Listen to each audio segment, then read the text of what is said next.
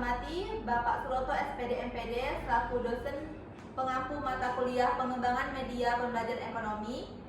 Izin memperkenalkan diri, nama saya Salotesya Anjani sebagai moderator dari kelompok 5 dengan materi pembelajaran melalui bahan cetak.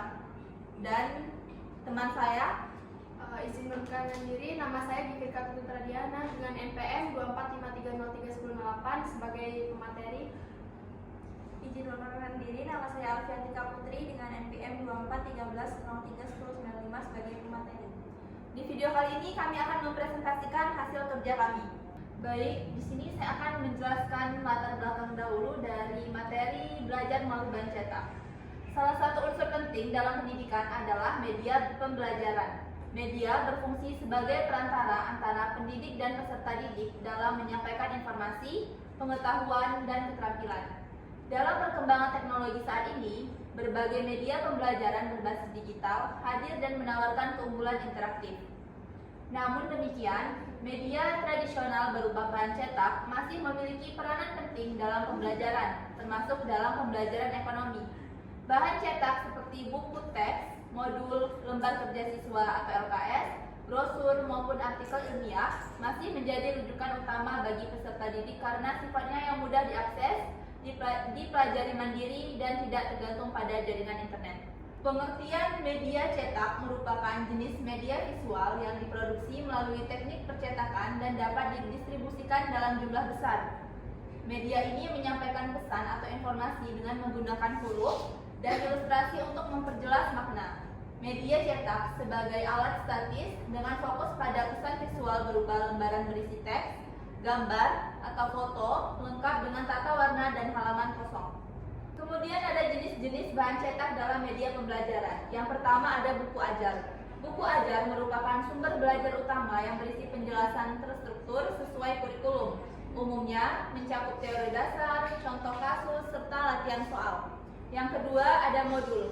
Modul dirancang untuk pembelajaran mandiri, biasanya memuat tujuan pembelajaran, instruksi, materi, contoh soal, tugas, dan evaluasi. Yang ketiga ada lembar kerja siswa atau LKS. LKS berupa lembar kegiatan yang membantu siswa melakukan latihan, observasi, maupun diskusi. Yang keempat ada brosur atau pamflet. Brosur digunakan untuk menyampaikan informasi singkat, jelas, dan praktis. Yang kelima ada artikel atau majalah. Artikel dari surat kabar atau majalah dapat dijadikan bahan tambahan untuk menghubungkan teori dengan fenomena aktual. Yang keenam ada handout. Handout berisi poin-poin inti dari materi pembelajaran, sehingga memudahkan siswa untuk melakukan pengulangan menjelang ujian. Yang selanjutnya di sini saya akan membacakan kelebihan dan kekurangan media berbasis cetak. Yang pertama ada kelebihan. Yang pertama itu murah atau relatif tidak mahal. Yang kedua itu dapat diakses oleh berbagai kalangan. Yang ketiga, tidak membutuhkan peralatan khusus. Yang keempat, fleksibel, mudah dibawa kemana saja. Dan yang kelima itu cocok untuk menyampaikan berbagai materi pelajaran. Dan yang terakhir, terus bisa dibaca kapan saja dan di mana saja.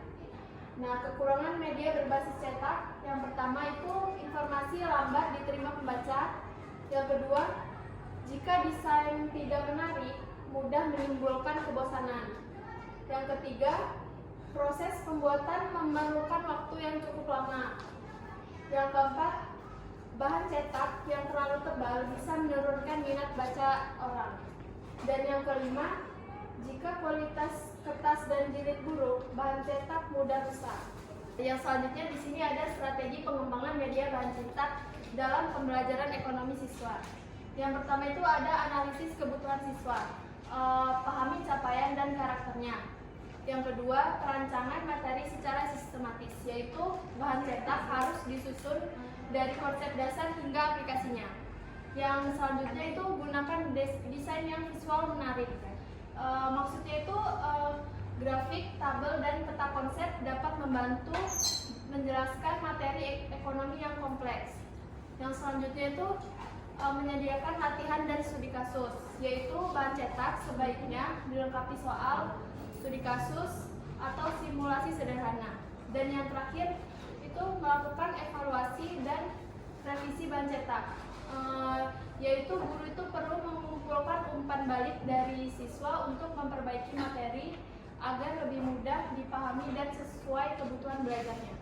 Selanjutnya saya akan menjelaskan mengenai efektivitas media bahan cetak dalam pembelajaran ekonomi di era digital. Media pembelajaran cetak masih penting dalam pembelajaran ekonomi, terutama bagi siswa yang sulit mengakses internet. Media cetak mudah digunakan tanpa perangkat elektronik, membantu siswa memahami dan mengulang materi, serta efektif untuk pembelajaran yang mendalam.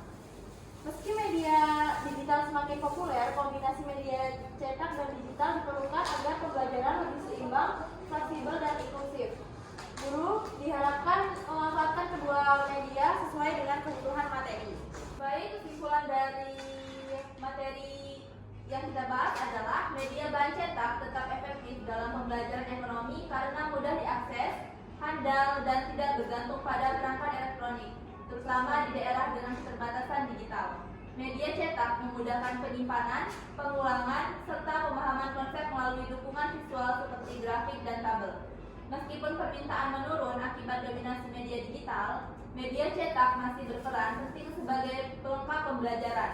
Penelitian menunjukkan media bahan cetak unggul untuk materi pembelajaran mendalam, sehingga kombinasi media cetak dan digital penting untuk menciptakan pembelajaran yang seimbang dan inklusif.